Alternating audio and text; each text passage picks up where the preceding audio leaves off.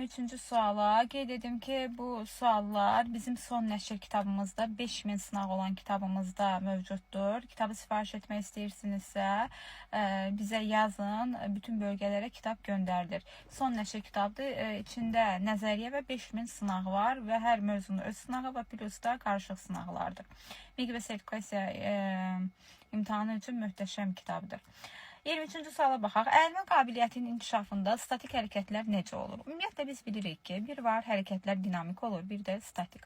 Dinamik nədir, statik nədir? Dinamik daim fərdi, qrupla, cütlərlə, yəni ümumi belə deyək də, adından da göründüyü kimi aktiv dinamik hərəkətlərdir. Amma statik nədir? Hər hansı bir hərəkəti icra edirsən və gərginləşdirilmiş vəziyyətdə saxlayırsan, yəni hərəkətsiz. Məsələn, buna misal göstərə bilərik nəyi? Körpü vəziyyətini almaq. Körpü vəziyyəti alınır və hərəkətsiz bir müddət qalınır, düzdürmü?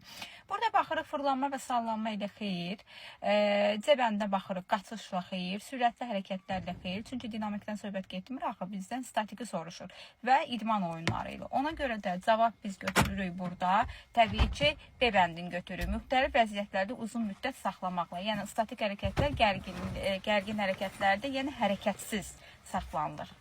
Cavab burada B bəndi.